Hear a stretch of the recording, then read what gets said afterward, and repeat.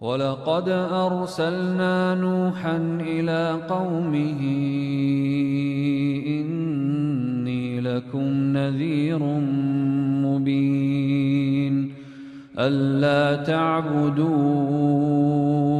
إلا الله إني أخاف عليكم عذاب يوم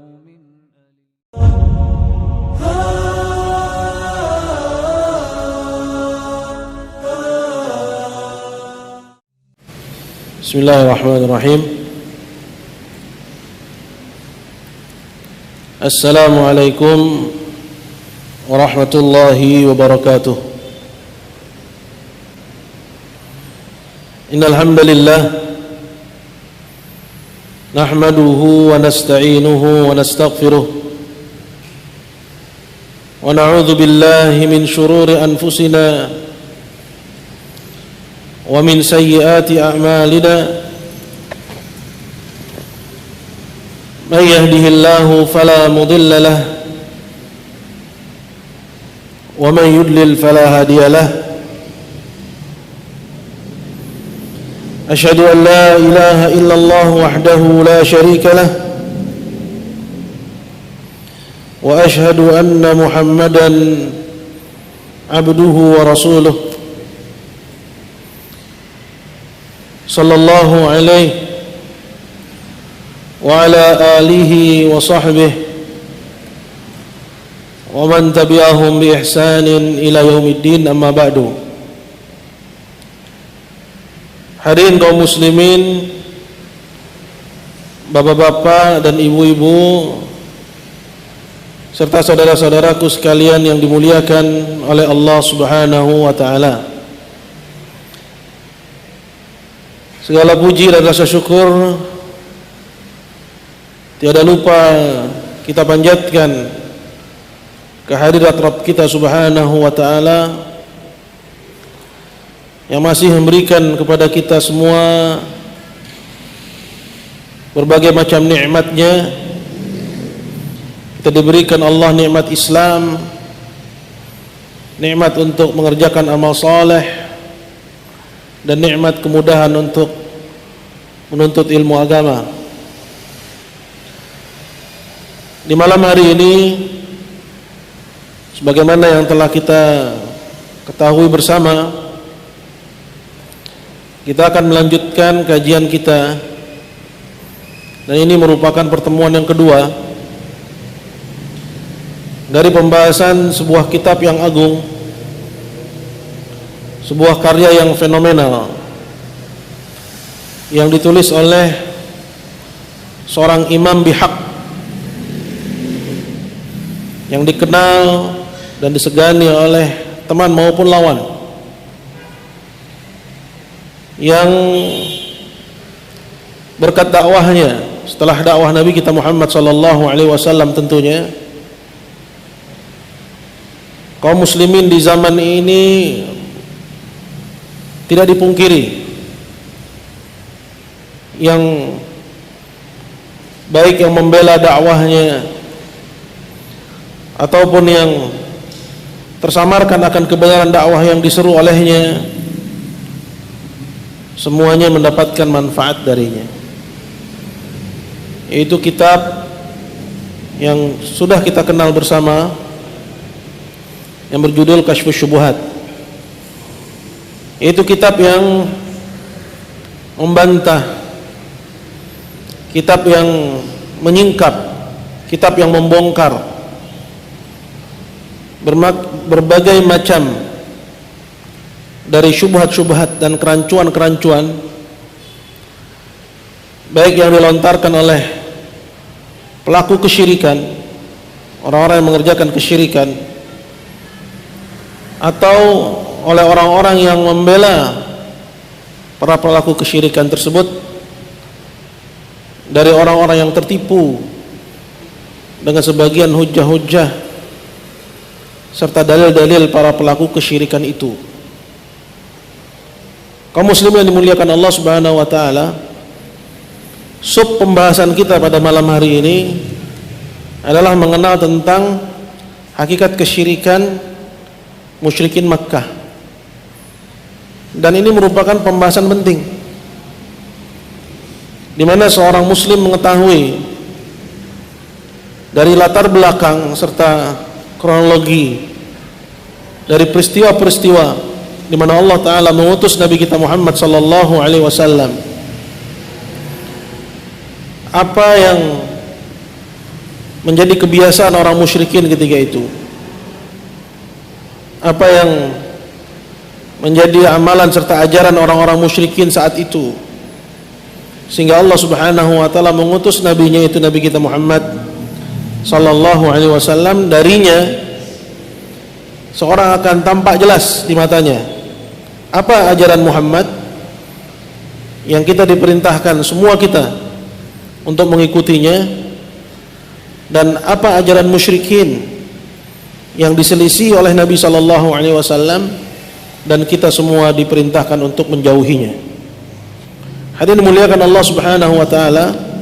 Namun sebelum kita masuk kepada pembahasan, kita akan sedikit mundur kepada apa yang pernah dibahas pada pertemuan yang lalu, di mana kita telah mengambil beberapa persoalan penting yang akan menjadi pakem dalam memahami persoalan-persoalan yang akan datang. Di antaranya adalah tentang definisi tauhid. Banyak orang menyangka bahwa tauhid yang Allah Subhanahu wa taala utus Nabi kita untuk menyerukannya, untuk mendakwahkannya, itu adalah keyakinan bahwa Allah Subhanahu wa taala sebagai satu-satunya pencipta. Ini merupakan sangkaan yang keliru, karena orang-orang musyrikin dahulu di zaman Nabi sallallahu alaihi wasallam, mereka telah mengenal Allah sebagai satu-satunya pencipta, bahkan mengenal Allah Subhanahu wa taala sebagai zat yang diibadahi, sebagaimana nanti akan diterangkan dan akan dijelaskan. Maka tauhid yang dibawa oleh Rasulullah sallallahu alaihi wasallam itu adalah mengajak manusia untuk hanya beribadah kepada Allah. Ini didefinisikan oleh penulis dengan ifradullahi bil ibadah. Dan ifrad artinya menunggalkan, dari kalimat afrada yufridu, itu menjadikan fardan, menjadikan satu, yaitu hanya Allah satu-satunya yang menjadi zat yang berhak menerima peribadahan hamba. Ini yang wajib bagi setiap muslim untuk meyakini bahwa itu yang diminta kita dengan keislaman kita, bahwa Allah Subhanahu wa taala tidak meminta kita untuk mengakui Dia pencipta, karena itu sudah bawaan lahir. Artinya nggak perlu diminta bahwa keyakinan Allah sebagai pencipta itu praktis, fitrah kita nggak bisa menolaknya. Tapi yang diminta dari kita apa? Yang diminta dari kita adalah agar kita meyakini bahwa Allah Subhanahu wa taala Dialah satu-satunya zat yang berhak diibadahi, adapun selainnya tidak berhak untuk menerima sedikit pun peribadahan dari hamba. Kemudian yang kedua, bahwa tauhid ini merupakan dinur rusul, agama semua rasul.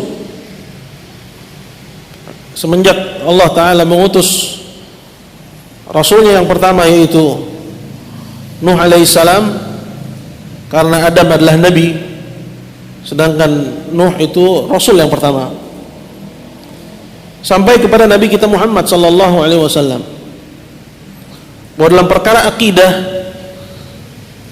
semua mereka satu ajaran, yaitu Islam.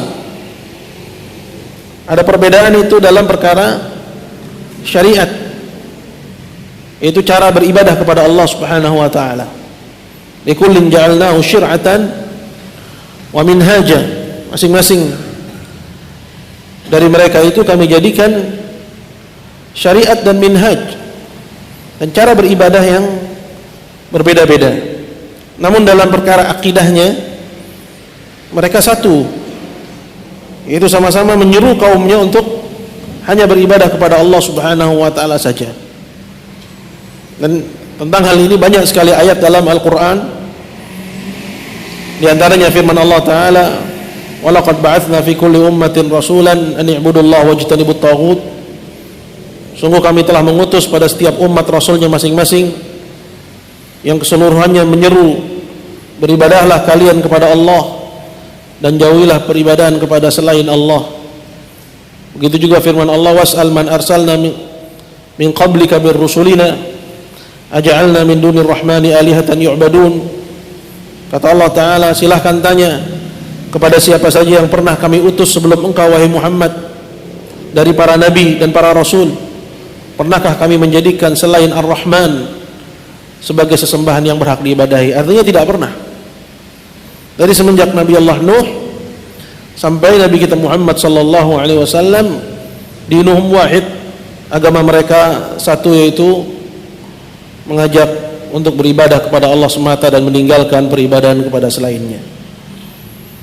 Kemudian yang ketiga yang telah kita ambil kemarin juga, bahwa Allah Subhanahu wa taala mengutus rasulnya yang pertama, yaitu Nuh alaihissalam, itu disebabkan karena satu sebab,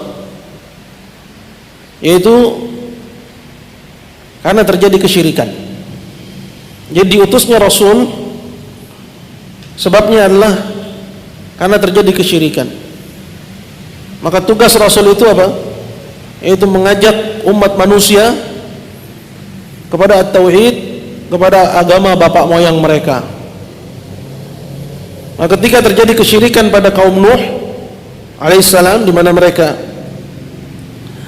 beribadah kepada selain Allah yang disebutkan Waddan wa Suwa'an wa Yaghutha wa Ya'uqa wa Nasra, yaitu Wad, Suwa', Yaghuth, Ya'uq dan Nasr, yang disebutkan oleh Ibnu Abbas dalam riwayat yang terdapat dalam Sahih Bukhari bahwa mereka ini adalah asma'u rijalin salihin.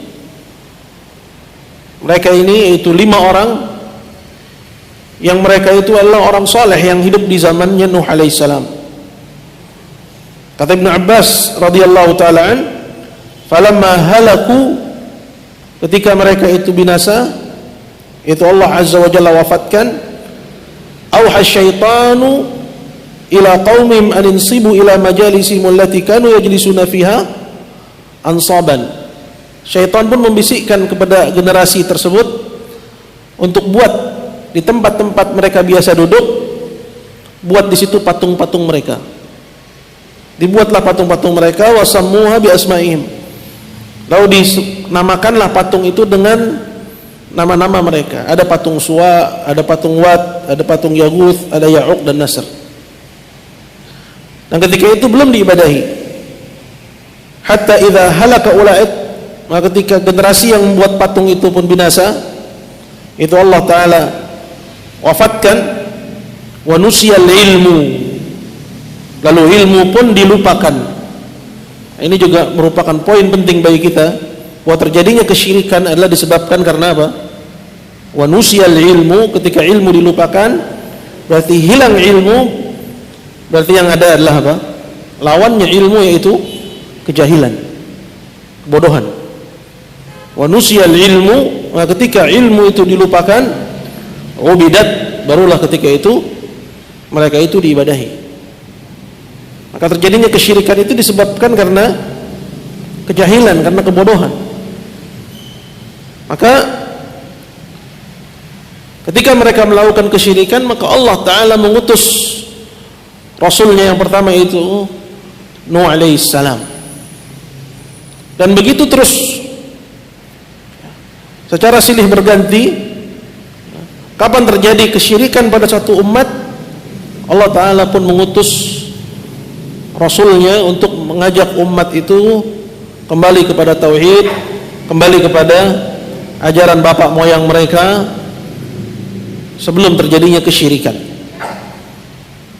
Sebagaimana Allah Ta'ala firman dalam Al-Quran, "Tsumma arsalna rusulana tatra." Maka kami utus para rasul-rasul kami secara silih berganti. Kullama jaa ummatan rasuluha kadzabuh. Maka setiap kali datang kepada satu umat rasulnya, umat itu mendustakannya. Abu dalil qaumil la yu'minun, maka kecelakaanlah bagi kaum yang tidak beriman, yaitu tidak beriman dengan mentauhidkan Allah Subhanahu wa ta'ala. Hingga sampai kepada zaman Nabi kita Muhammad sallallahu alaihi wasallam. Dan yang pertama kali membawa kesyirikan kepada bangsa Arab itu adalah seorang yang bernama Amr bin Luhai al-Khuzai.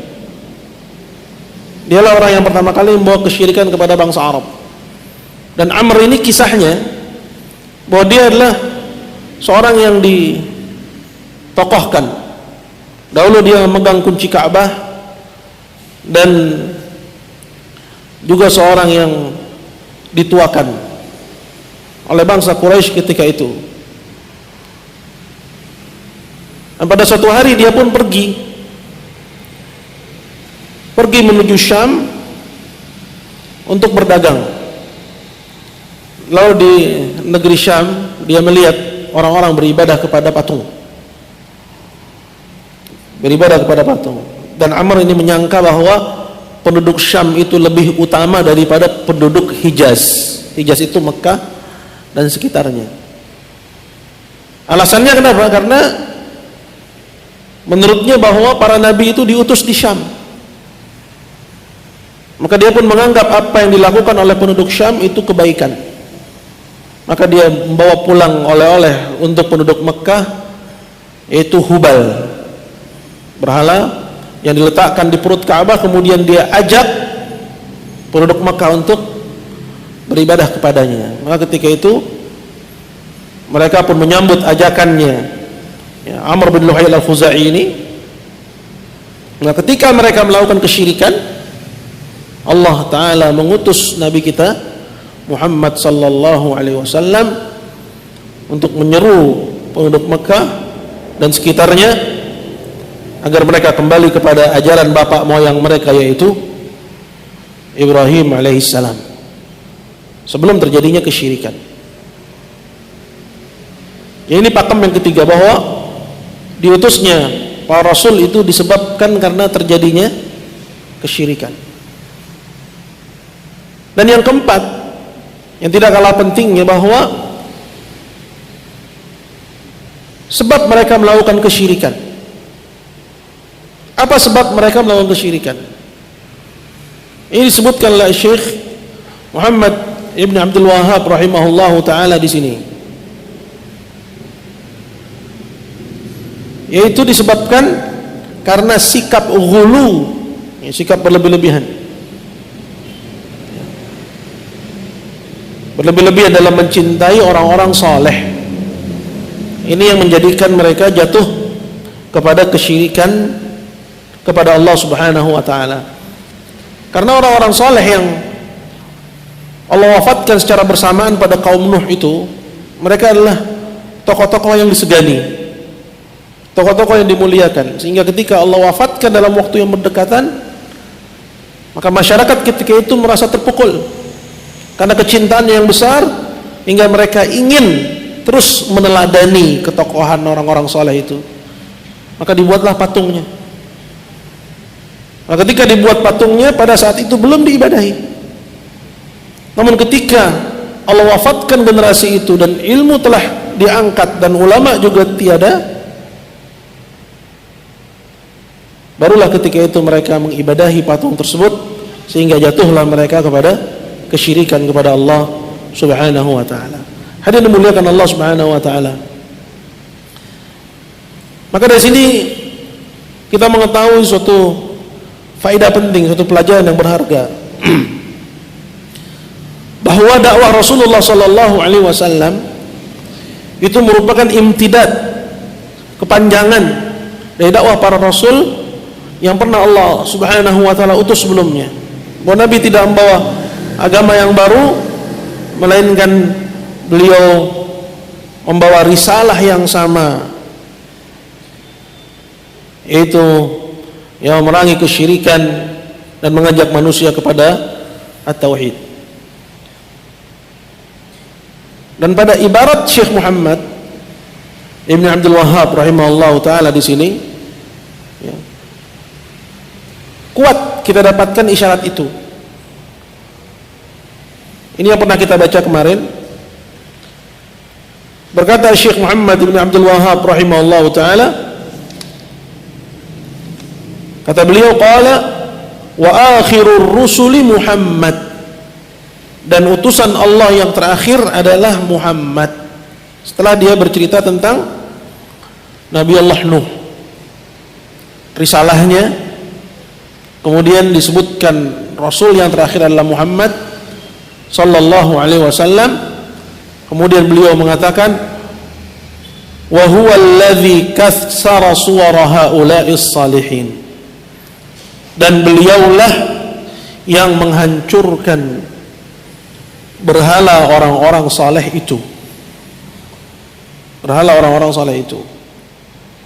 Jadi Nabi sallallahu alaihi wasallam dengan dakwahnya, yaitu pada saat peristiwa Fathu Makkah, bukan di saat awal Islam, ketika Islam sedang dhaif, dalam kondisi lemah. Bukan dalam kondisi itu, melainkan ketika Islam itu kuat. Ketika itu Makkah telah jatuh ke pangkuan muslimin, baru beliau sallallahu alaihi wasallam masuk ke perut Ka'bah, dihancurkan berhala itu. Berhala yang mana?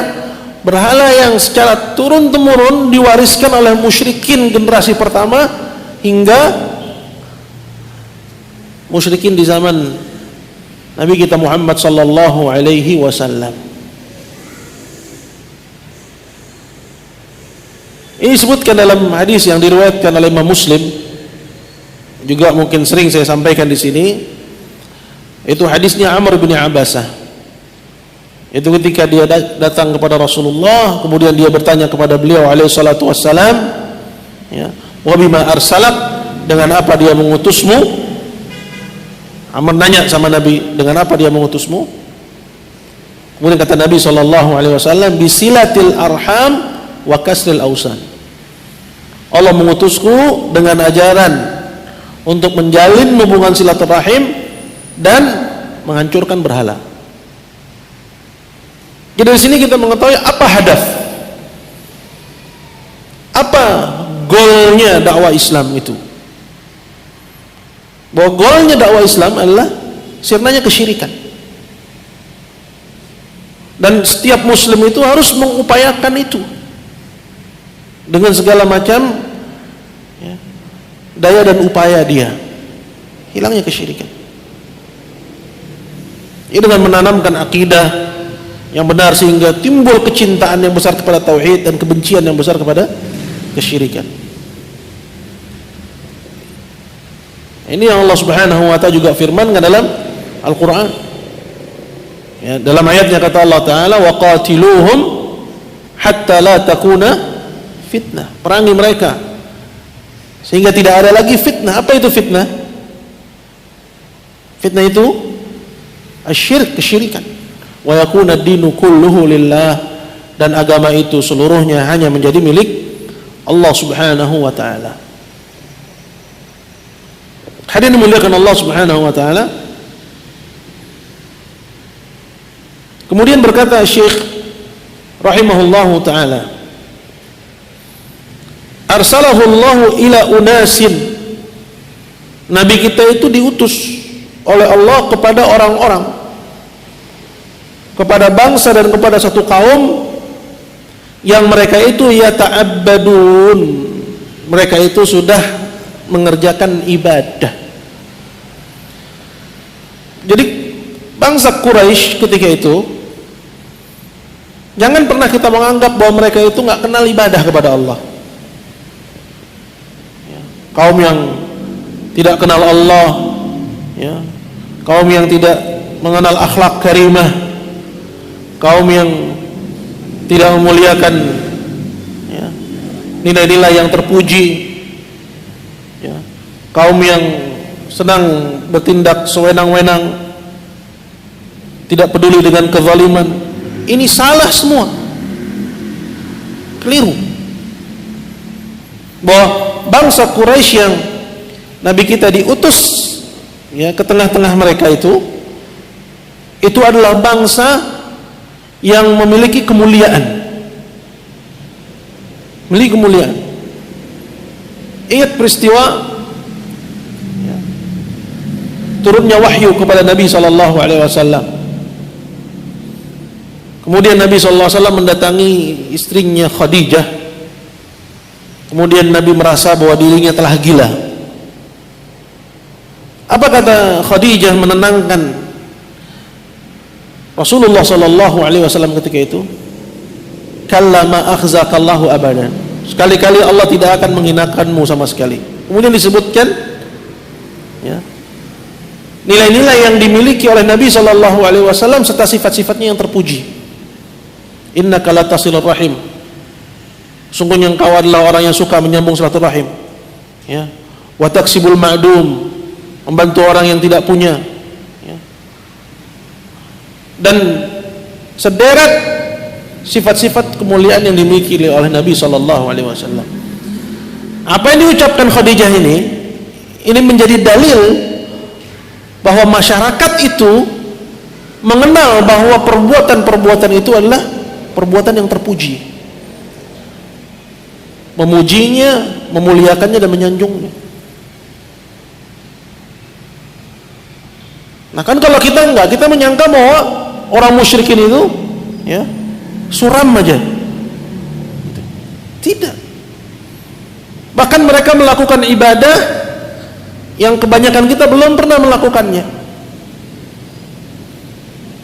Apa itu? Renovasi Ka'bah. Antum pernah renovasi Ka'bah? Orang musyrikin itu sudah merenovasi Ka'bah. Bahkan ketika mereka mau merenovasi Ka'bah, ya, mereka itu mengikat perjanjian, jangan keluarkan biaya renovasi kecuali dari harta yang halal. Kecuali dari harta yang halal. Nggak mau ibadah yang mereka berikan kepada Allah Ta'ala itu dari harta yang haram. Ada di sini yang pernah renovasi Ka'bah. Bahkan kakeknya Nabi SAW pernah satu hari dia ingin menyembelih Abdullah, bapaknya Nabi SAW, karena satu nazar yang pernah dia ucapkan berkenaan dengan ditemukannya sumur Zam-Zam. Kemudian ya, diajaklah ya Abdul Muttalib ini untuk ya membayar nazarnya, mengganti nazarnya itu. Maka digantilah oleh Abdul Muttalib dengan menyembelih 100 ekor unta. Lillah. Kita satu sapi aja bertujuh. Dan jangan kita katakan dia kan musyrikun. Nanti kita akan lihat bahwa di mata mereka, mereka tidak merasa musyrik. Mereka nggak merasa bahwa mereka musyrikun. Mereka merasa bahwa mereka menjalani ajaran Nabi Allah Ibrahim alaihissalam, mengikuti ajarannya Ibrahim. Sama seperti kebanyakan dari orang-orang yang merasa bahwa dia menjalani ajaran Muhammad, padahal dia melakukan kesyirikan-kesyirikan yang dilakukan oleh orang-orang musyrikin di masa itu. Sebenarnya peristiwanya hanya berulang saja. Nah, orang musyrikun itu enggak merasa bahwa mereka musyrik. Nah, kembali kepada pembahasan bahwa mereka itu adalah kaum yang mengenal ibadah, sudah beribadah kepada Allah Ta'ala. Arsalahullahu ila unasim yata'abbaduna wa yahujjuna wa yatasaddaqun. Allah Ta'ala mengutus beliau alaihi salatu wassalam kepada kaum yang sudah mengenal ibadah, bahkan pergi haji.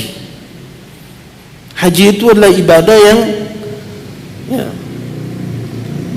sudah ada sebelum Islam. Kemudian ketika datang Islam ya, dipatenkan dengan dibuang hal-hal yang menyelisih Islam. Bahkan talbiyah mereka itu mirip dengan talbiyah kita. Orang-orang musyrikun talbiyah, orang-orang musyrikun tawaf, memuliakan Hajar Aswad, memuliakan Zam-Zam. Kenapa? Kenapa itu semua? Itu jawabannya tadi, bahwa mereka merasa pengikut Nabi Allah Ibrahim. Jadi salah dan keliru kalau orang mengatakan mereka orang kafir asli, kemudian dibedakan dengan pelaku kesyirikan dari orang yang mengaku muslim. Kalau ini kan muslim asalnya. Yang benar adalah bahwa mereka juga merasa pengikut Ibrahim, mengikuti ajaran Ibrahim. Sama seperti para pelaku kesyirikan di zaman kita, di zaman Syekh Muhammad. Karena kitab ini dibuat untuk membantah bukan musyrikun dari kalangan Hindu ataupun Buddha, tidak, tapi pelaku kesyirikan dari orang-orang yang mengaku sebagai muslim. Kitab ini dibuat untuk membantah mereka. Silakan kita lihat kepada sejarahnya bahwa lawan dakwahnya Syekh Muhammad bin Abdul Wahab itu siapa? Adalah pelaku kesyirikan dari orang-orang yang mengaku muslim dari pengikut mazhab Hanabilah, bukan dari orang Hindu, Buddha. Makanya disebut dengan musyrikun, itu kembali ke mereka. Nah, kembali kepada pembahasan, jadi mereka sudah mengenal ibadah, mereka haji, ya. Bahkan mereka tawaf, bahkan talbiyah, ya. Talbiyah itu juga yang diucapkan oleh kaum muslimin, cuma dibuang bagian yang menyimpangnya. Mereka mengatakan labbaik Allahumma labbaik labbaik la syarika laka labbaik. Ketika mereka ucapkan itu, kata Nabi SAW, qadin, udah cukup, ya. Mereka sudah mentauhidkan Allah kalau mereka berhenti sampai di situ.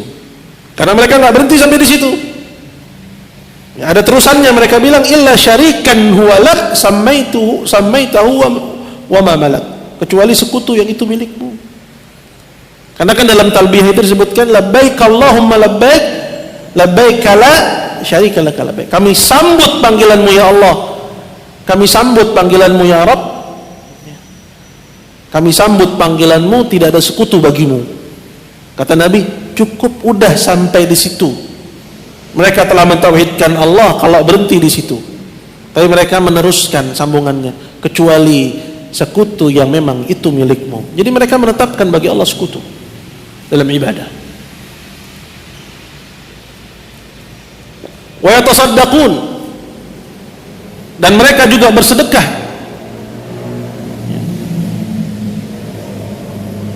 Ya, sama seperti kita, kaum muslimin bersedekah. Orang-orang musyrikun di zaman Nabi SAW juga sudah mengenal sedekah. Wa yadhkurunallaha katsiran, dan mereka juga mengingat Allah Ta'ala dengan banyak, ya, menyebut-nyebut nama Allah Ta'ala dengan banyak. Nah, kepada kaum itulah Nabi kita SAW diutus. Kaum yang sudah kenal Allah, bahkan sudah beribadah kepada Allah, bahkan sudah mentauhidkan Allah dalam perkara uluhiyah, bukan rububiyah aja, dalam perkara uluhiyah, meski dalam kondisi terjepit. Karena kan di saat mereka terjepit, di situ mereka hanya menyeru Allah, seperti yang Allah Ta'ala firmankan dalam Al-Quran, فَإِذَا رَكِبُوا فِي الْفُلْكِ دَعَوُوا اللَّهَ مُخْلِصِينَ لَهُ الدِّينَ. Kalau mereka naik ke kapal, kemudian ciut hati mereka karena gelombang yang besar, da'awullaha mukhlishina lahuddin. Di situ mereka menyeru Allah saja. Mereka lupa dengan sesembahan-sembahan yang lain selain Allah Subhanahu wa ta'ala. Nah, ini poin. Yang pertama, sudah kenal Allah. Yang kedua, sudah beribadah kepada Allah. Yang ketiga, bahkan sudah mentauhidkan Allah meski dalam kondisi terjepit saja. Berkata Syekh, qala walakinnahum, tapi perkaranya mereka itu yaj'aluna ba'dal makhluqati wasa'id bainahum wa bainallah. Mereka menjadikan sebagian makhluk sebagai perantara-perantara antara mereka dengan Allah Subhanahu wa ta'ala. Ini problem mereka itu cuma di situ. Jadi kalau misalnya ada orang, saya percaya Allah pencipta, pemilik, pengatur, ya, udah beda belum dia sama orang musyrikin? Belum. Karena orang musyrikin juga gitu. Saya juga beribadah kepada Allah, saya sholat, puasa, zakat, udah beda belum? Belum. Ya.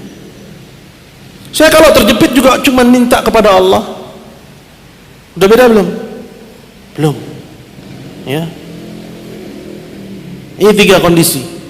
Kenal Allah Ta'ala, kemudian beribadah kepada Allah, kemudian mentauhidkan Allah dalam kondisi terjepit. Kalau ada orang terpenuhi 3 perkara ini, dia belum muwahhid. Kalau dia belum mengakui Allah satu-satunya zat yang berhak diibadahi. Misalnya ada orang mengakui 3 hal. Saya kenal Allah sebagai satu-satunya pencipta, saya beribadah kepada Allah, bahkan saya mentauhidkan Allah di saat terjepit. Tapi dia menjadikan antara dirinya dengan Allah perantara-perantara. Dia jadikan antara dirinya dengan Allah perantara-perantara. Ya, dari malaikat, dari para wali, dari orang soleh, ya, yang dia seru. Diseru itu seperti misal dia panggil, ya Syekh Abdul Qadir Jailani, dengan keyakinan bahwa perantara ini menyampaikan hajatnya kepada Allah. Ya.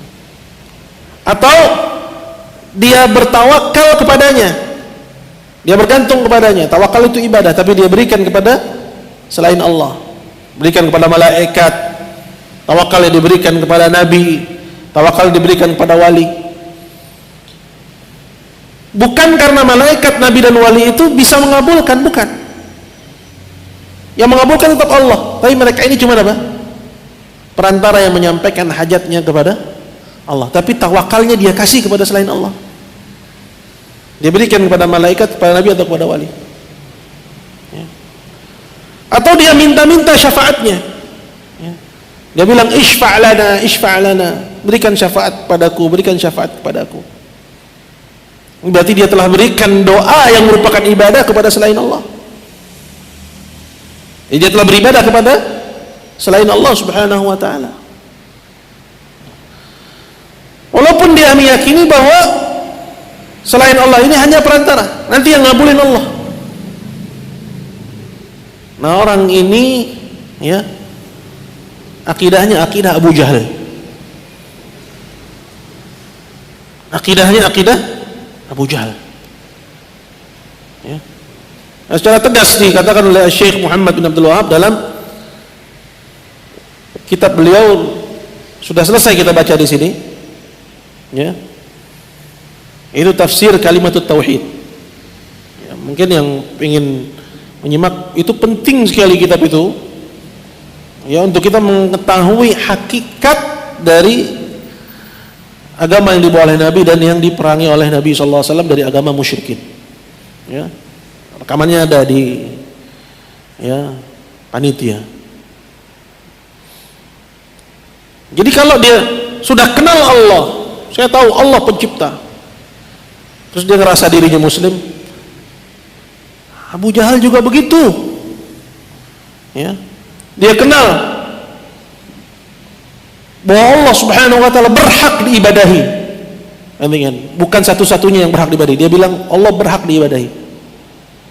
Abu Jahal juga begitu. Ya. Kemudian yang ketiga, di saat terjepit dia hanya memanggil Allah. Orang musyrikun dulu juga begitu. Maka dia dalam kondisi itu belum mendatangkan suatu yang lain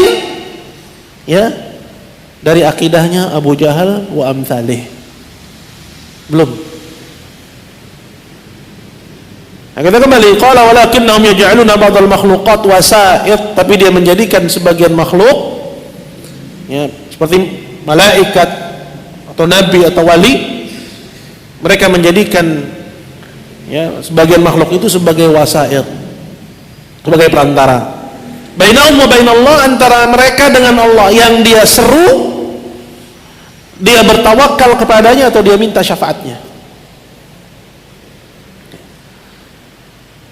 Nah, berkaitan dengan menjadikan sebagian makhluk ini sebagai perantara yang dia seru, kemudian dia bertawakal kepadanya dan dia harapkan syafaatnya, dikatakan oleh Ibnu Mani', Ajma'al ulama wala anna man ja'ala bainahu wa bainallahi wasa'id yad'uuhu za'iman annahum yuqarribuna ila Allah.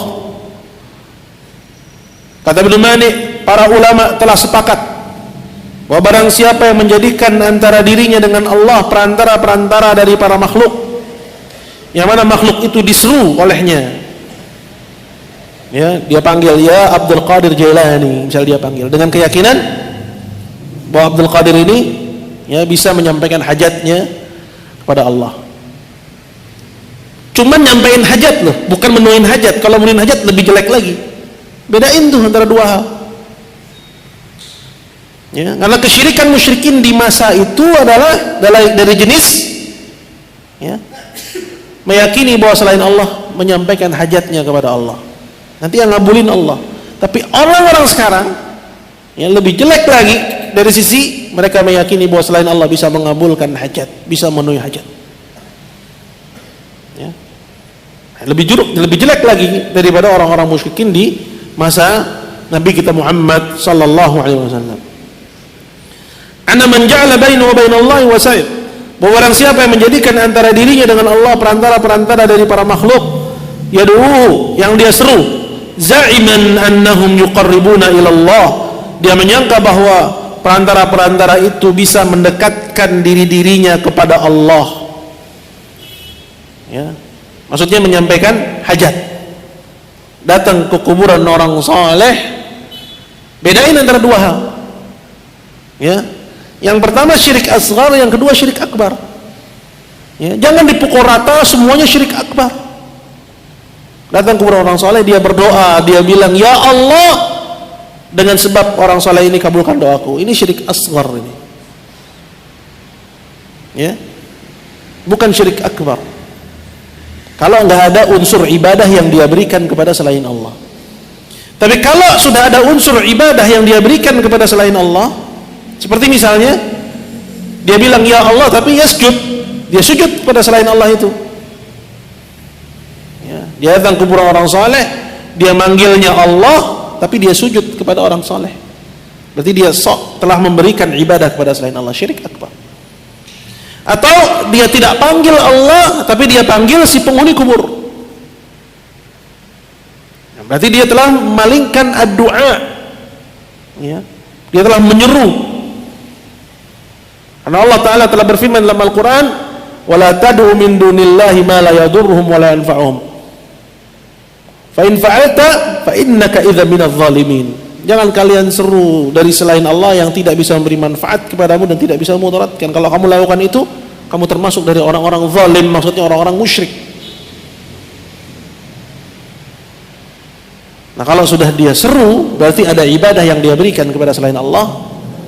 Dan definisi syirik akbar adalah sarful ibadah li ghairillah. Memberikan ibadah kepada selain Allah, itu definisinya. Jadi kalau belum ada unsur memberikan ibadah kepada selain Allah, tidak bisa dikatakan sebagai syirik akbar. Seperti tolak minta kepada Allah dengan kedudukan Nabi.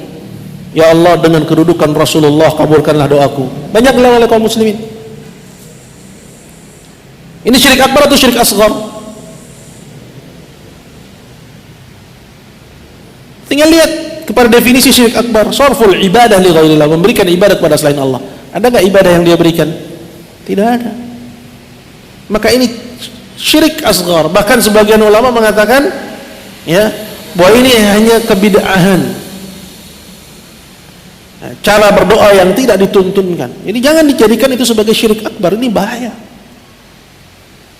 Jadi yang syirik asghar didudukkan syirik asghar, yang syirik akbar jangan di-downgrade, jangan di-downgrade. Ya. Ini kan terbalik. Yang syirik asghar di-upgrade jadi syirik akbar, yang syirik akbar di-downgrade seolah-olah bukan kesyirikan. Sehingga dikatakan pelakunya muslim. Hadirin mulia Allah Subhanahu wa taala, kembali kepada pembahasan. Maka kata Ibnu Mani, ulama telah sepakat ijma' bahwa barang siapa yang menjadikan antara dirinya dengan Allah perantara-perantara dari para makhluk yang dia seru. Jadi ada unsur ibadah yang dia berikan, diseru gitu loh, dipanggil. zaiman, dengan anggapan bahwa perantara-perantara itu bisa mendekatkan orang yang menyerunya kepada Allah, annahu kafirun kharijun an millatil Islam, bahwa dia telah batal Islamnya, dia kafir dan keluar dari agama Islam. Dan ijma' ini juga dinukil oleh Syekh Muhammad bin Abdul Wahhab rahimahullahu taala dalam kitab beliau Nawaqidul Islam. Jadi ya,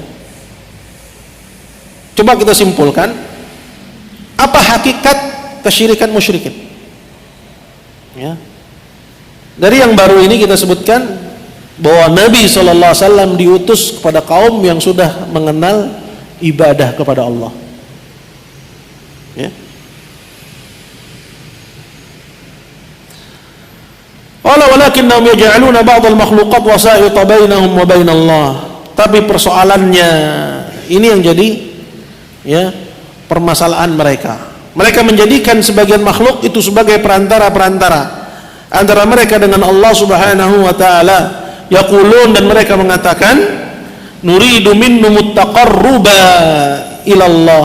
Yang kami maukan dari para makhluk ini yang dia anggap sebagai perantara, kata orang-orang musyrikin itu, yang kami maukan cuman agar kami bisa lebih dekat kepada Allah. Ya. Jadi yang mereka maukan itu bukan minta kepada makhluk, bukan. Kalau minta kepada makhluk itu udah jelas gak diperdebatkan, syirik. Ya. Tapi yang jadi persoalan, ya, bahwa mereka itu ya cuman menjadikan selain Allah itu sebagai apa? Sebagai perantara. Tujuannya adalah siapa? Allah. Allah yang ngabulin, Allah yang memenuhi hajat. Namun para malaikat, para wali, solehin, bagi mereka itu ini yang akan mendekatkan diri-diri kami kepada Allah. Mereka ini yang mendekatkan. Sehingga ntar Allah yang ngabulin. Perhatikan, gara-gara yang begitu aja kafir dia. Ya kan? Jadi ini dua persoalan yang harus kita pisahkan. Ya. Bahwa kadar terkecil dalam Islam seorang itu batal Islamnya adalah ketika dia memberikan ibadah kepada selain Allah dengan anggapan bahwa selain Allah itu perantara antara dia dengan Allah. Yang ngabulin siapa? Allah. Yang ngabulin hajat siapa? Allah. Perantara-perantara itu dia nggak bisa. Terus kenapa diibadahi? Cuman perantara. Terus apa statusnya? Kafir dalam Islam.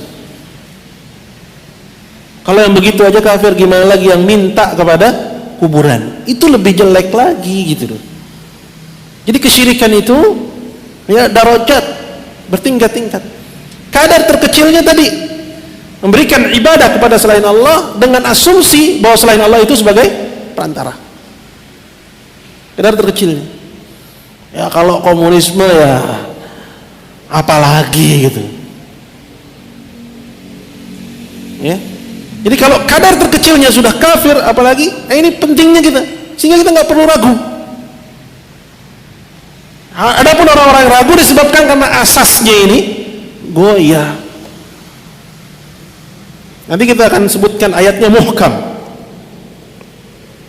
Yaqulun, mereka mengatakan nuridu minhum taqarruba ila Allah. Yang kami inginkan dari perantara-perantara itu adalah agar kami bisa dekat lagi dengan Allah.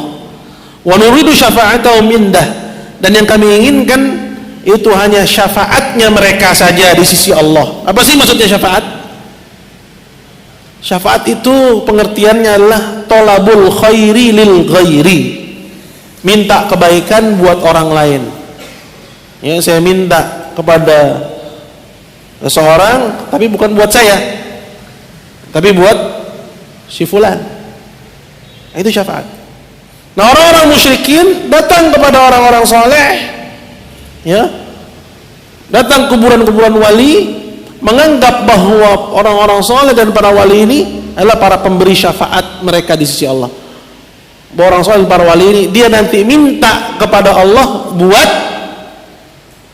buat dia, bukan buat si malaikat atau si wali atau si orang soleh itu, ya, karena mereka ini sudah dekat kedudukannya dengan Allah. Tapi buat siapa? Buat yang datang ke kuburannya. Nah, jadi orang-orang musyrikin itu ketika mereka, ya, beribadah kepada selain Allah, ya, ibadah kepada Latta, Uzza, Manat, ya, asumsinya mereka apa?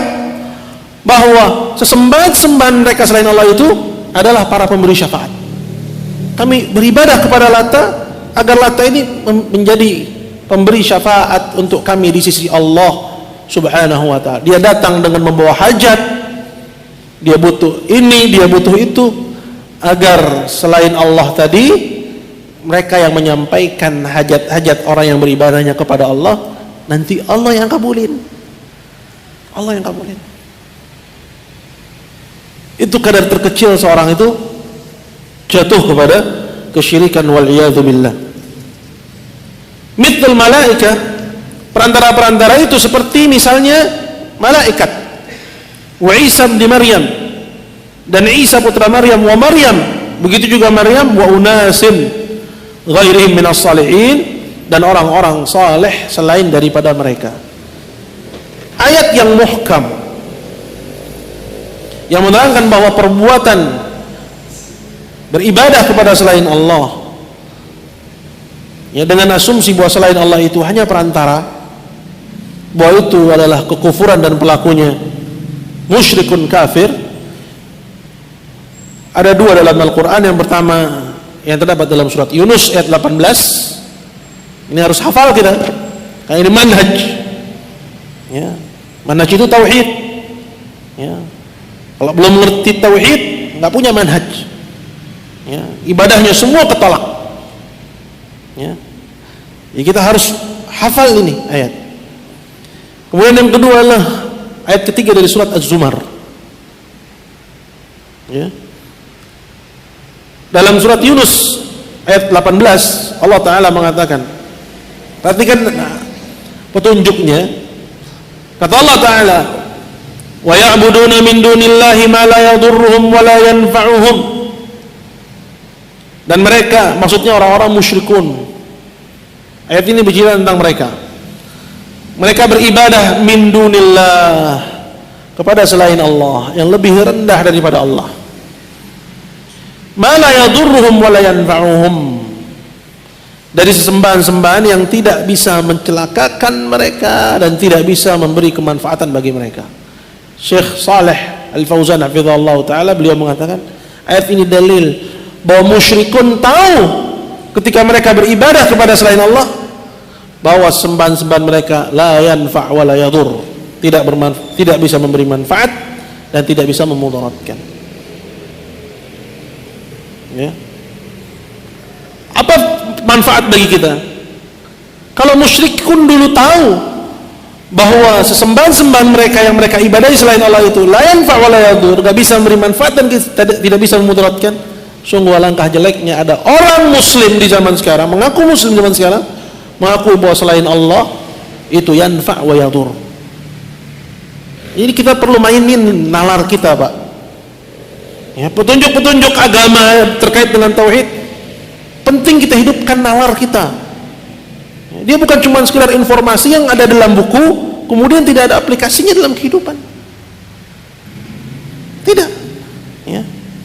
Petunjuk-petunjuk agama tentang tauhid, ya, dialah pesan yang paling besar dalam Quran. Maka kalau salat itu diamalkan, tauhid lebih wajib diamalkan, wajib diamalkan. Persoalannya kita jarang memainkan nalar kita, jarang menghidupkan nalar kita, ya. Maka perhatikan kepada petunjuk yang disebutkan oleh Allah dalam ayat ini.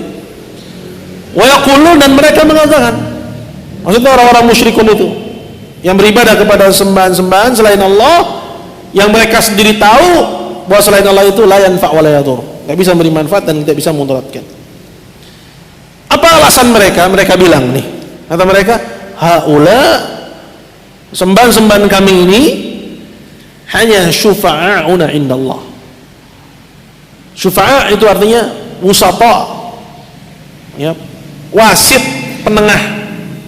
Wasit itu kan di tengah, gitu kan, ya. Ada dua klub berseteru, wasit di tengah. Ya. Maka orang musyrikun menjadikan orang-orang saleh itu sebagai wasit. Ya, wusata, bahwa mereka itu perantara antara kami dengan Allah Subhanahu wa taala. Ini anggapan ini muncul dari mana? Muncul dari tasybih. Mereka menyerupakan Allah dengan makhluk. Kalau datang ke raja-raja di dunia, kita harus melalui protokoler. Begitu juga kita nggak bisa langsung minta kepada Allah kecuali melalui orang-orang terdekatnya. Ya. Dalam satu kondisi masih bisa dibenarkan sebenarnya bahwa kita nggak bisa beribadah, meraih keridhaan Allah, kecintaan Allah kecuali dengan jalannya Muhammad sallallahu alaihi wasallam. Harusnya larinya ke situ. Ya, mengikuti caranya Muhammad sallallahu alaihi wasallam. Tapi mereka tidak. Ya. Mereka menganalogikan Allah dengan raja-raja di dunia, kemudian dia angkat orang-orang saleh itu sebagai perantara-perantara antara mereka dengan Allah, dan mereka menganggap bahwa orang-orang saleh itu bisa diibadahi selain Allah dan berhak menerima peribadahan, ya, di samping Allah Subhanahu wa taala. Jadi mereka alasannya itu. Mereka bilang haula syufa'a. Sembahan-sembahan ini cuman syufa'a. Ya, bukan pencipta, bukan pemilik, bukan pengatur alam semesta, bukan. Jadi mereka ibadah kepada selain Allah itu asumsinya bahwa selain Allah itu cuma apa? Perantara. Syufa'auna indallah, perantara bagi kami di sisi Allah. Nah, sekarang kalau kita lihat kepada kondisi masyarakat kita, banyak, ya, yang kita sebut banyak ini itu bukan berarti takfir, bukan pengafiran secara umum, ya. Namun banyak dari kaum muslimin, ya, yang mereka menyangka bahwa inilah cara ibadah yang benar, ya, disebabkan karena ulama usu', ya, atau disebabkan karena ajaran keturunan, kemudian dia tidak mau belajar. Ya. Banyak dari orang-orang yang mengaku seperti itu. Ya. Nah, apa hukumnya dalam Islam? Apa hukumnya dalam Islam? Perhatikan kata Allah pada ayat yang berikutnya, kata Allah Ta'ala, qul, katakan kepada mereka wahai Muhammad, atunabbi'una Allah bima la ya'lamu fis samawati wala fil ard. Apakah kalian ingin mengabarkan kepada Allah sesuatu yang Allah tidak mengetahui, tidak di langit dan tidak pula di bumi, bahwa dia punya perantara? Kemudian kata Allah Subhanahu wa ta'ala, maha suci Allah dan maha tinggi dia, amma yusyrikun, dari apa yang mereka sekutukan. Allah cap perbuatan itu, ya, beribadah kepada selain Allah dengan asumsi selain Allah itu sebagai perantara, bahwa itu adalah perbuatan syirik kepada Allah Subhanahu wa ta'ala. Itu petunjuk dalam surat Yunus ayat 18. Dan dalam surat Zumar ayat 3 kurang lebih begitu juga. Dalam Zumar ayat 3 Allah Azza wa Jalla mengatakan walladzina ittakhadhu min duni awliya, dan orang-orang yang mengambil selain Allah sebagai penolongnya, maksudnya orang-orang musyrikun. Mereka beralasan mana'buduhum, kami ini tidak beribadah kepada mereka kecuali, tidak beribadah kecuali, kata Syekh Shalih Al-Fauzan, ini dalil bahwa mereka beribadah kepada mereka. Ya, jadi bentuk, ya, pembicaraan seperti tadi, tidak beribadah kecuali, ini dalil kata Syekh Shalih Al-Fauzan bahwa mereka, yaitu para musyrikin, itu beribadah kepada selain Allah Subhanahu wa ta'ala. Mana'buduhum, katanya, kami tidak beribadah kepada mereka kecuali liyuqarribuna ilallahi zulfa, agar selain Allah itu mendekatkan diri-diri kami kepada Allah dengan sedekat-dekatnya. Di sini sama, ya, Az-Zumar ayat 3 serupa dengan Yunus ayat 18. Buat tujuan akhir mereka siapa? Allah Subhanahu wa ta'ala. Perhatikan apa hukumnya. Jadi dua ayat ini tidak hanya menceritakan perbuatannya tapi juga hukumnya. Dalam Az-Zumar ayat 3 setelah disebutkan perbuatannya, Allah Ta'ala mengatakan, Innallaha yahkum bainahum fima hum fihi yakhtalifun. Allah Ta'ala akan memutuskan di antara mereka akan apa yang mereka perselisihkan. Kemudian Allah mengatakan, Innallaha la yahdi man huwa kadzibun kaffar. Sesungguhnya Allah tidak memberi petunjuk orang yang dusta keyakinannya lagi sangat ingkar, sangat double kuadrat kekafirannya, beribadah kepada selain Allah dengan asumsi bahwa selain Allah itu bisa mendekatkan diri mereka kepada Allah dengan sedekat-dekatnya. Hadirin Allah Subhanahu wa taala, ini dua ayat yang muhkam yang menunjukkan bahwa musyrikun di zaman Nabi sallallahu alaihi wasallam itulah kesyirikannya. Bahwa problem mereka beribadah kepada selain Allah. Kenapa mereka beribadah kepada selain Allah? Apakah menurut mereka selain Allah itu pencipta? Bukan. Menurut mereka selain Allah itu perantara yang bisa menyampaikan hajatnya kepada Allah. Allah cap itu kesyirikan, Allah cap bahwa mereka itu kafir. Dan itu terjadi dalam kondisi mereka kenal Allah, tahu Allah sebagai satu-satunya pencipta, sudah beribadah kepada Allah, bahkan sudah mentauhidkan Allah dalam perkara bukan hanya rububiyah tapi juga uluhiyah. Uluhiyahnya ini dalam kondisi terjepit.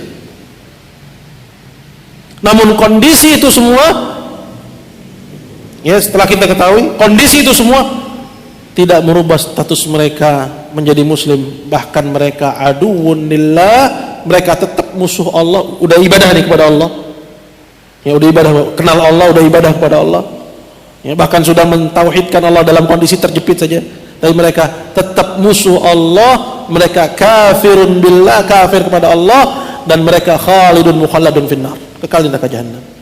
Ngeri Pak sebenarnya. Itulah yang namanya ghurbatul Islam, keterasingan Islam. Itu keterasingan tauhid yang benar. Asingnya tauhid yang benar. Berapa menit udah nih? Udah berapa menit kita? Hah? Innalillahi.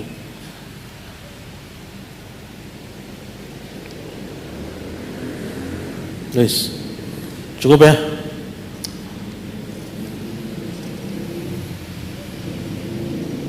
Baik, kita ambil sedikit aja. Qala fa ba'athallahu Muhammadan sallallahu alaihi wasallam yujaddidu lahum din abihim Ibrahim alaihissalam. Maka Allah pun mengutus Muhammad.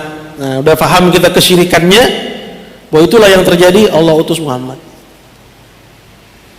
Allah mengutus Muhammad sallallahu alaihi wasallam yujaddidu lahum din abihim Ibrahim, memperbaharui untuk mereka agama bapak moyang mereka yang mereka muliakan, yang mereka agungkan, yaitu agar mereka kembali kepada agamanya siapa? Agama Nabi Ibrahim, yaitu agama at-tauhid. Wallahu ta'ala ala wa alam. Semoga apa yang disampaikan bermanfaat. Kalau ada pertanyaan saya persilahkan.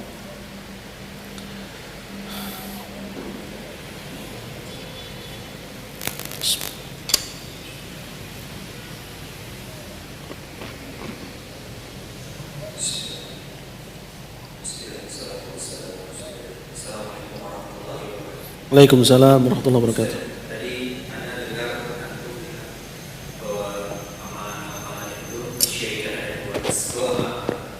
Yang Anda lihat tadi beribadah ke kuburan. Kalau ibadah seperti ini gimana Ustaz? Jadi ada amalan-amalan tapi mereka tidak ke kuburan, melainkan mereka melakukan amalan-amalan seperti puasa putih, bertapa, terus melakukan amalan-amalan yang jauh sekali dari tuntunan. Apakah itu termasuk syirik asghar atau syirik akbar, atau memang itu murni kebid'ahan? Itu aja Ustaz. Baik, barakallahu fiik. Mari lihat kepada niatnya. Yang pertama, kalau itu ditujukan kepada selain Allah Subhanahu wa taala, maka syirik akbar. Tapi kalau ditujukan kepada Allah, maka ini kebid'ahan. Karena Allah Ta'ala tidak pernah mensyariatkan dengan puasa putih. ya, dalam bentuk yang dikenal di masyarakat, ya, tanpa berbuka kecuali dengan air putih atau nasi, ya, seperti itu. Allah nggak pernah mensyariatkan ibadah kepadanya dengan cara-cara seperti itu. Namun kebid'ahan, ya, dia juga disebut, ya, sebagai kekufuran, ya, namun dia bukan kufur akbar, ya, dari sisi bahwa itu tasyri', ya, dari sisi bahwa dia membuat hukum, ya, kalau dia sebagai pembuatnya, ya, itu jenis dari kekufuran, ya, jenis dari kekufuran karena dia membuat ya aturan yang baru dalam beribadah, ya. Namun dia bukan, ya, kufur akbar, tapi kebid'ahan, ya, saja kepada agama Allah Subhanahu wa taala. Allahu a'lam. Assalamualaikum warahmatullahi wabarakatuh. Waalaikumsalam warahmatullahi wabarakatuh. Saya bisa menangkap yang Pak Ustaz sampaikan tadi. Cuma saya pengen lebih jelas lagi begini, Pak. Seperti maksud saya ya lebih jelas lagi itu amalan-amalan seperti manakib, Pak Ustaz. Kita dulu orang-orang seperti itu, bahkan teman-teman saya pun masih banyak yang seperti itu. Perasaan saya di situ cuma setiap kali mendengar nama Syekh Abdul Qadir itu kita mengirim Fatihah, Pak Ustaz. Saya contohkan begini. Syekh Abdul Qadir Jailani Al-Fatihah, Syekh Abdul Qadir Jailani Al-Fatihah. Setiap kali kita mau Al-Fatihah mungkin bisa satu manakib itu 100 kali lebih. Nah, yang seperti ini bahkan teman-teman saya pun masih banyak seperti itu bid'ah atau syirik, Pak Ustaz. Yang saya rasa waktu itu saya kayak gitu, keyakinan saya itu nggak mengibadahi dia, cuma semisal kita itu mengirim doa, karena pemahaman kami itu bacaan Al-Quran itu termasuk zikir dan doa. Itu satu, Pak Ustaz. Yang kedua, bagaimana tentang misalnya kita pengen dekat dengan presiden, kita juga harus pakai perantara. Bahkan mungkin dengan Pak Ustaz saja, kalau kita tahu ngomong, Pak Ustaz nggak kenal saya. Tapi kalau kita ada seperti misalnya Pak Ustaz Hidayat, oh ini teman saya, kan Pak Ustaz harus kenal. Tidak ini yang dimaksud perantara. Itu mungkin pemahaman secara akal dengan Al-Quran yang wabtahu ilaihil wasilah itu bagaimana? Ya, itu dua, Pak Ustaz. Terima kasih. Assalamualaikum warahmatullahi wabarakatuh. Waalaikumsalam warahmatullahi wabarakatuh. Manakib itu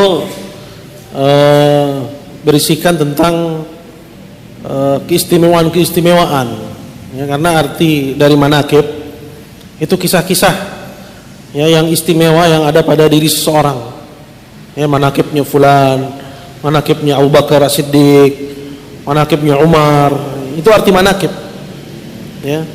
Dan dia sandarannya kepada ilmu riwayat, ya. Artinya yang dinisbatkan bahwa ini manakibnya si fulan, ya, bahwa dia memiliki istimewaan demikian, ya, bahwa dia ibadahnya demikian, itu dilihat dulu kepada riwayatnya benar apa enggak, ya. Karena kalau hadis Nabi Sallallahu Alaihi Wasallam saja, ya, ada yang memasukkannya, maka apalagi manakib, ya, para ulama, para tokoh-tokoh, ya, dan kita sendiri pun juga di zaman sekarang, ya, banyak terjadi perdebatan tentang sejarah. Jadi terkait dengan manakib itu, ya, kembalinya kepada ilmu riwayat sebenarnya. Apalagi antara kita dengan si sahibul manakib, ya, orang yang diceritakan dalam kisah-kisah kepahlawanan tersebut, ya, terpaut jarak yang jauh. Kemudian sampai kepada kita ceritanya tanpa sedikit pun riwayat, ya. Dahulu fulan begini, padahal yang bikin buku, ya, dia hidup di tahun sekian, yang diceritain hidup di tahun yang antara dia dengan orang yang diceritain nggak ketemu sama sekali. Jadi kita harus selektif terkait dengan manakib-manakib itu. Ya. Ini yang pertama. Kemudian masalah menghadiahkan Al-Fatihah itu maksudnya menghadiahkan pahala. Apakah dia termasuk kesyirikan ataukah bukan kesyirikan? Tadi telah disampaikan bahwa syirik itu ada definisinya. Maka kita kembalikan kepada definisinya. Nah, itu ya manfaatnya kita ya mengaji. Ya, bahwa dalam menghukumi sesuatu ya itu tidak ya keluar dari pakemnya. Bahwa syirik itu adalah sarful ibadah li ghairillah, memberikan ibadah kepada selain Allah. Apakah ketika kita menghadiahkan Al-Fatihah misalnya, itu kita sedang beribadah kepada Abdul Qadir Jailani? Tidak. Cuma kita menganggap bahwa menurut orang yang menganggapnya bahwa ini disyariatkan, menghadiahkan pahala. Ya.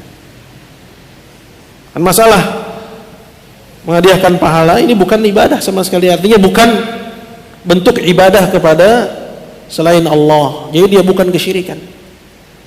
Tinggal persoalannya apakah dia disyariatkan ataukah dia tidak disyariatkan. Ya. Nah, ini ada silang pendapat di kalangan ulama. Intinya yang paling selamat adalah mendoakan, bukan menghadiahkan pahala, karena kita lebih butuh kepada pahala itu ketimbang orang lain. Ya, itu kaidah.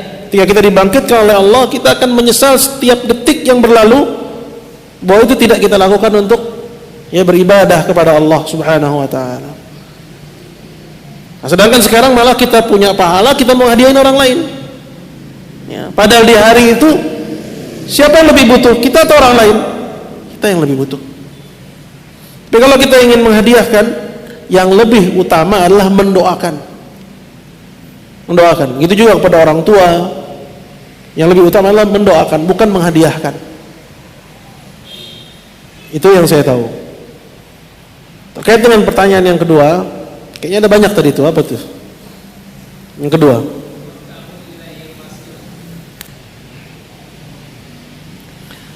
Baik. Terkait minta kepada Allah Ta'ala, apakah perlu dengan perantara? Tidak ya, kecuali perantara yang disyariatkan. Apa itu? Yaitu syariatnya Muhammad Sallallahu Alaihi Wasallam. Itu perantara kita yang syar'i. Jadi perantara kita yang syar'i itu ya, agar ibadah kita diterima oleh Allah, jangan beribadah kepada Allah dengan syariat fulan atau alan, tapi beribadahlah kepada Allah dengan syariatnya Muhammad. Itu perantara yang sesungguhnya. Adapun analogi yang antum berikan, ya, bahwa kita nggak kenal dengan si fulan, maka kita akan dikenalkan melalui orang yang kenal dengan si fulan. Ini tidak bisa dianalogikan dengan Allah Ta'ala. Ya.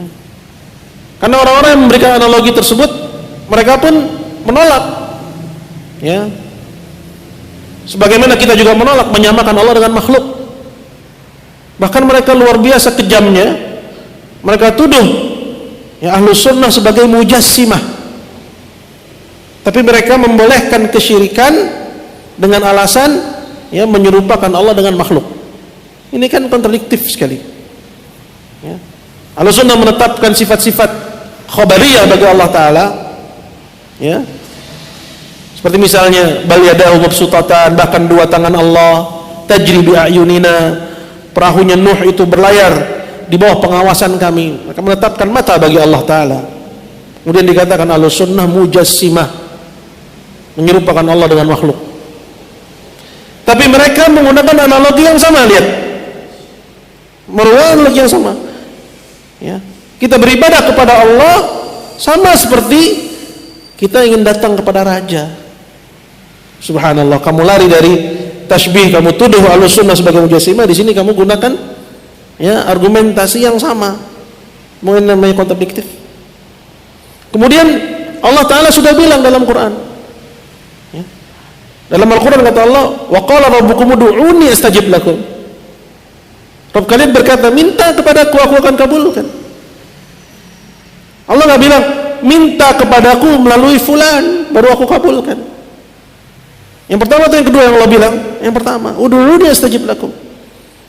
Maka dalam hadis riwayat Muslim dari Abu Hurairah yang menceritakan tentang sifat nuzulnya Allah turun ke langit dunia pada sepertiga malam yang terakhir, apa kata Allah? Man yad'uni fastajibalah. Siapa yang ingin minta kepadaku biar aku kabulkan. Nggak dikatakan siapa yang minta kepadaku melalui syekh fulan, melalui kiai fulan, melalui fulan. Melainkan dikatakan man yad'uni fastajibalah. Kemudian mereka juga berdalil dengan firman Allah Ta'ala, wabtaghu ila rabbihimul wasilah. Ini juga kesalahpahaman dalam memahami makna wasilah.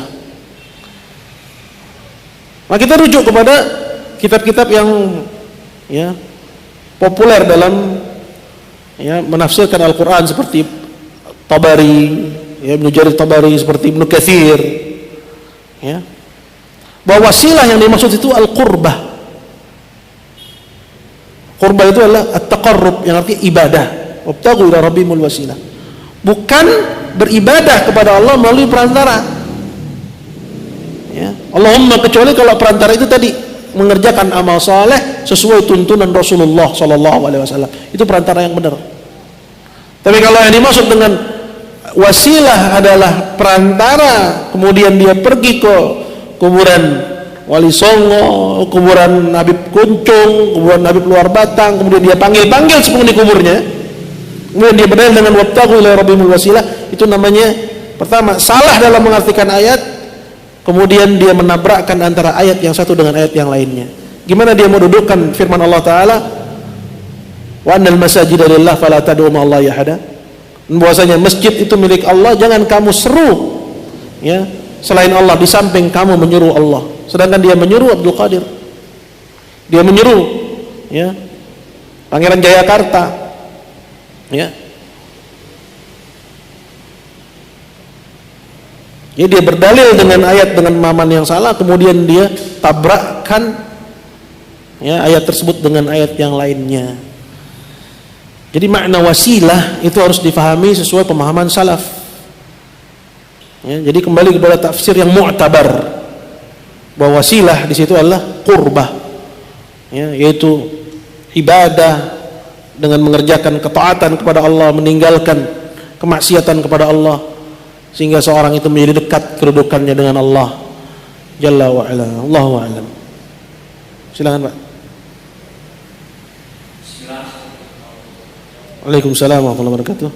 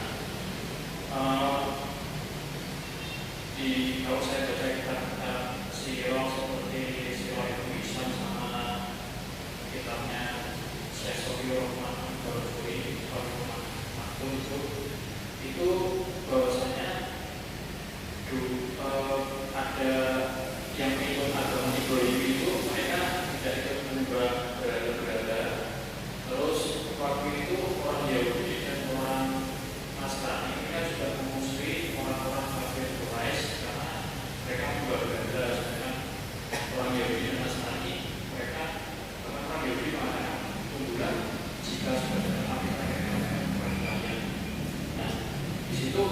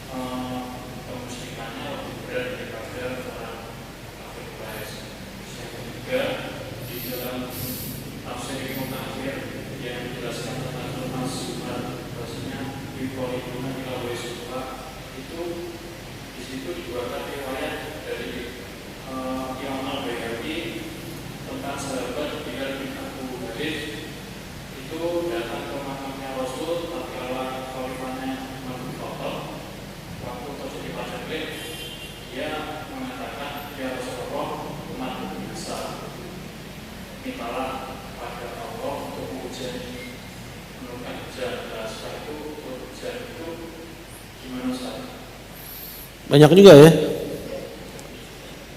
Allah Ustaz. Baik. Yang saya ingat dulu ya.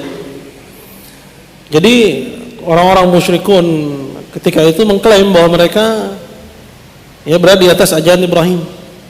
Sama seperti halnya ya orang sekarang yang mengaku muslim juga mengklaim mengikuti Muhammad sallallahu alaihi wasallam. Ya.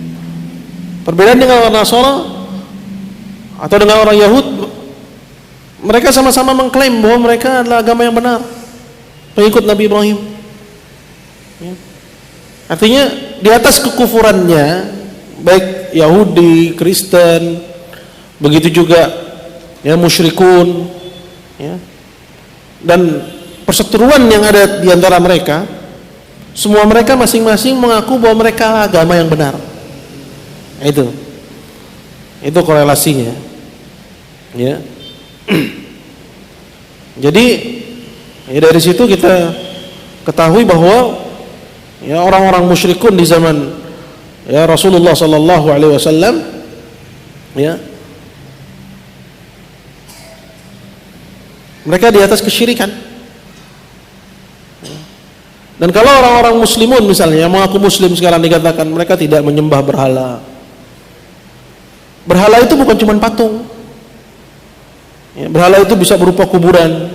Karena dua istilah dalam ya pembahasan kita, ada yang namanya wasan, ya. Yang kedua asnam.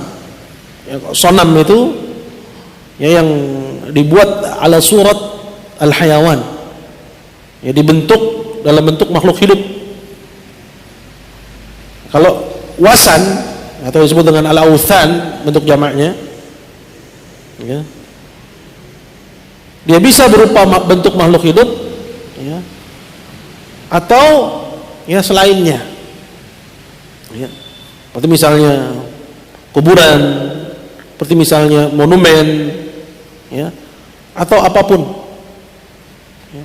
Nah ini, jadi ini poin penting bahwa kesyirikan itu bukan hanya nyembah patung, ya, nyembah orang soleh, ya, atau nyembah matahari, ya, atau nyembah bulan, ya, atau nyembah malaikat, atau nyembah nabi, baik dibuat patungnya atau tidak, syirik. Kan definisinya adalah sarful ibadah li ghairillah, memberikan ibadah kepada selain Allah Subhanahu wa taala.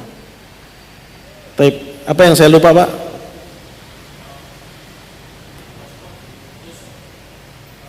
Menyempurnakan akhlak. Iya. Tadi telah disebutkan dalilnya, ya, ucapannya Khadijah, begitu pula peristiwa Hilful Fudul, ya. Itu ketika terjadi ya kezaliman di kota Mekah. Kemudian penduduk ya kafir Quraisy ketika itu mereka mengikat perjanjian untuk tidak lagi setelah hari ini ya ada orang dizalimi di kota Mekah kecuali dikembalikan haknya. Bukankah itu akhlak? Akhlak. Begitu juga Latta, yang diantara artinya adalah yalutus sawiq, orang yang mengaduk gandum dengan daging kemudian dia bagikan secara gratisan kepada penduduk Mekah. Qusay, ya, kakeknya Nabi sallallahu alaihi wasallam, ya, Jaddul A'la, kakeknya yang jauh, ya. Begitu juga Abdul Muttalib, itu dikenal dengan orang yang suka ngasih makan di dataran rendah, dia kasih makan manusia-manusia dan dia kasih makan binatang-binatang di dataran tinggi. Jadi dia suka pergi ke pegunungan bawa makanan, dia pikul. Buat siapa? Dibagiin kepada binatang-binatang. Gak ada orang kita sekarang kayak gitu. Atau kita berkatakan jarang orang kita sekarang kayak begitu. Dia bukan cuma memberi makan fakir miskin, tapi juga dia beri makan binatang-binatang. Bukan dikurung kayak kita, dikasih makan, ya. Kemudian dijadikan hobi, dijadikan bangga-bangga, kemudian dikasih makan, tidak. Tapi dibiarkan di alam bebas, kemudian dikasih makan, datang. Itu akhlak. Jadi kalimat liutammima, untuk menyempurnakan, artinya asalnya akhlak itu ada. Cuman pokoknya akhlak nggak ada. Apa itu pokoknya akhlak? Akhlak kepada Allah Subhanahu wa taala. Itu dengan mentauhidkan Allah taala. Itu, Pak. Terus apa lagi, Pak?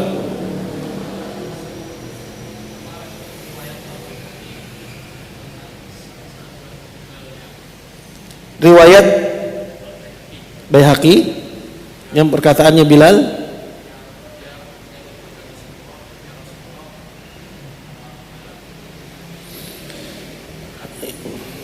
baik. Ya, riwayat tersebut ya pertama ya perlu dilihat kepada kesahihannya. Kemudian yang kedua, kondisinya ada pada kitab-kitab seperti ya Sunan Baihaqi atau adanya di Musannaf ya Abdul Razzaq. Ini kan menjadi persoalan. Kenapa nggak ada dalam kitab-kitab sahih seperti Sahih Bukhari, seperti Sahih Muslim? Itu aja sudah jadi persoalan bagi orang yang memahami ilmu hadis. Ya. Kemudian yang ketiga, ya, dilihat kesesuaiannya dengan ayat-ayat Al-Quran. Karena ada perkara-perkara yang muhkam, ya, dimana ya, riwayat-riwayat yang lemah itu tidak bisa bertabrakan dengan ayat-ayat yang muhkam, ya, sehingga perlu dudukkan. Terkhusus dengan riwayat yang Bapak sebutkan, saya memang belum pernah meneliti, ya, atau mungkin saya hari ini lupa, ya. Tapi apa yang saya sampaikan tadi itu paling tidak ya menjadi catatan tersendiri, Pak. Kenapa adanya di dalam Sunan Baihaqi, gitu kan? Nah, ini kan ya kitab-kitab Sunan itu ya bertingkat-tingkat kedudukannya, ya kan? Dan memang sering kita dapati banyak orang-orang yang ya berdalil akan bolehnya amalan-amalan seperti itu, dia dapat aja gitu dari buku-buku yang ya bisa kita katakan dia bukan sumber madhinnatus sihhah, bukan sumbernya hadis-hadis sahih, bukan sumbernya hadis sahih. Kita nggak katakan hadis itu lemah, belum. Kalau belum diteliti belum bisa kita katakan hadis itu lemah. Tapi kalaupun hadis itu sahih, harus dilihat juga kesesuaiannya dengan ayat-ayat yang muhkam, ya. Jadi perlu didudukkan kembali, Pak. Intinya ya bahwa yang paling penting bagi kita, perkara tauhid itu adalah perkara yang paling jelas, ya, perkara yang paling jelas, dalilnya pun juga muhkam, ya. Adapun riwayat-riwayat yang ya terdapat dalam kitab-kitab yang tidak populer, ya, maksudnya bukan Sunan Baihaqi tidak populer, tapi dibandingkan dengan Sahih Bukhari, Sahih Muslim, kedua kitab itu madhinnatus sihhah, tempat riwayat-riwayat sahih, ya.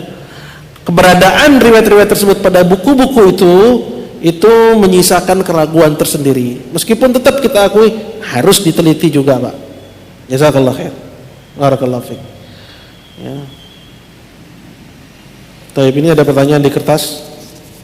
Boleh tidak meminta doa kepada orang yang baru pulang dari ibadah haji dengan asumsi bahwa orang yang baru pulang haji masih dikelilingi malaikat dan doanya mustajab dengan tujuan doanya cepat terkabul? Jangan pas dia pulang, ya, titip doa ya ketika dia mau berangkat, ya, karena di Masy'aril Haram itu ada tempat-tempat serta lokasi-lokasi di mana doa itu mustajab. Bahkan safarnya dia itu sebab dikabulkannya doa dia. Safarnya dia itu sebab dikabulkannya doa dia. Jadi kalau udah pulang, ya kemana aja lo gitu. Ya seharusnya gitu. Ya. Tapi bukan berarti nggak boleh. Boleh aja yang namanya minta doa itu. Ya, tapi bukan dengan asumsi ini. Bukan dengan asumsi bahwa orang yang baru pulang haji dikelilingi malaikat. Ya. Tapi dengan asumsi bahwa dia baru mengerjakan amal soleh. Ya, jadi boleh. Insya Allah kita minta doa ya kepadanya.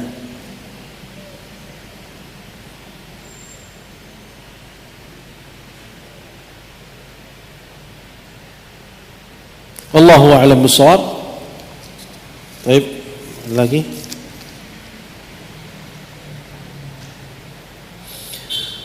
Buku apa saja, tahapan buku apa saja yang rekomend untuk mempelajari tauhid bagi pemula? Ini pertanyaan bagus sekali karena pemahaman itu harus dibangun dari mempelajari kitab.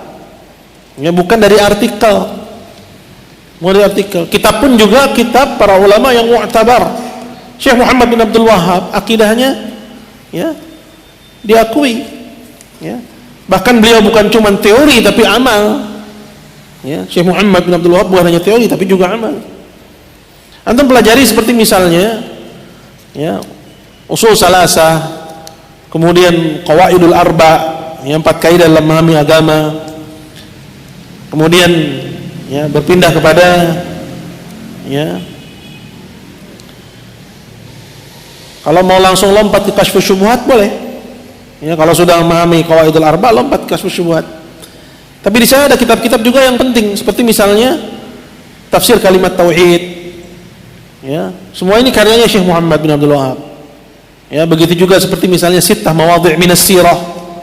Ya, 6 pelajaran dari sirah nabawiyah. Dan rata-ratanya telah disyarah oleh Syekh Shalih Al-Fauzan hafizahullah taala. Ya. Nah, baru ketika itu belajar kitab tauhid. Karena apa yang disebutkan tadi selain kasyfus syubhat itu menetapkan aslut tauhid. Ya. Menetapkan ya agar tauhid kita sah. Ya, benar. Ya, tidak keliru dalam asumsinya dalam perkara yang penting ini, itu perkara tauhid. Kemudian baru mempelajari kasyfus syubhat, ya, karena di situ diutarakan syubhat-syubhat musyrikin, kemudian kamu bisa membantahnya. Ya. Kemudian juga pelajari seperti misalnya kitab tauhid, karena dalam kitab tauhid itu dijelaskan macam-macam amalan yang merusak tauhid, yaitu mencabut dari akarnya sehingga tauhid itu batal. Dan juga disebutkan amalan-amalan yang mengurangi kesempurnaannya. Dan juga kitab Nawaqidul Islam, yaitu pembatal-pembatal keislaman. Dan rata-rata dari kitab itu kita sudah syarah, dan kita baca, dan kita jelaskan, dan rekamannya juga ada.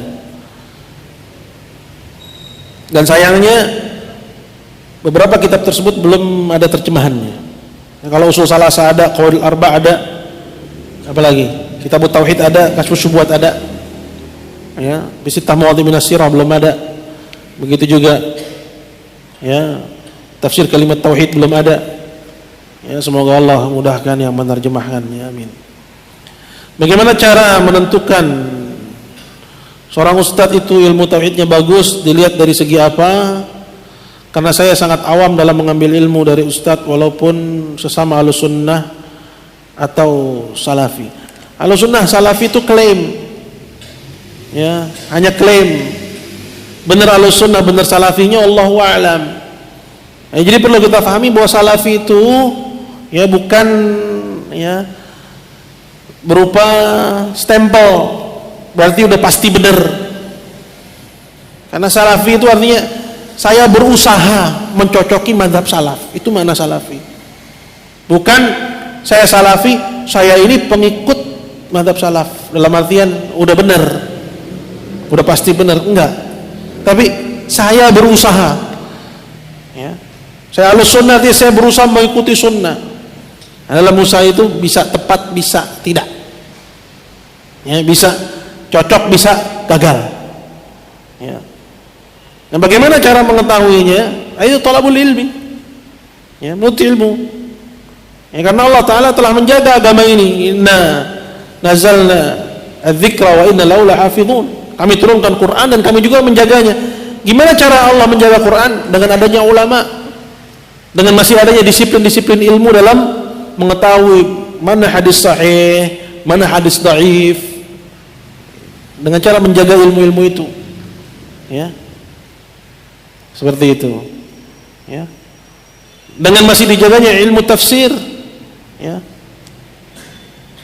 dan perangkat-perangkat ilmu yang dengannya kita mengetahui bahwa ini benar bersumber dari Nabi atau tidak benar ini bersumber dari Nabi Shallallahu Alaihi Wasallam.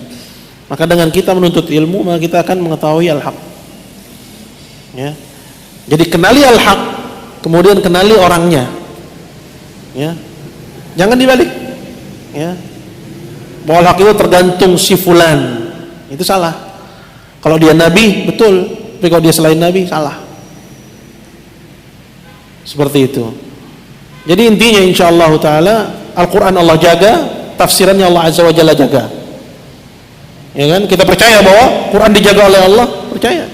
Begitu juga tafsiran yang benar dijaga oleh Allah. Nah, gimana kita bisa tahu? Ya kalau kita nggak belajar, nggak bakal tahu. Nggak bakal tahu. Intinya belajar.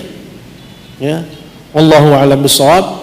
Semoga Allah Subhanahu wa taala anugerahkan kepada kita ilmu yang bermanfaat dan amalan yang saleh, dan semoga apa yang disampaikan bermanfaat, dan kurang lebihnya saya mohon maaf.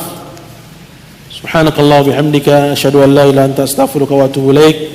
Assalamualaikum warahmatullahi wabarakatuh. Wa jazakumullahu khairan.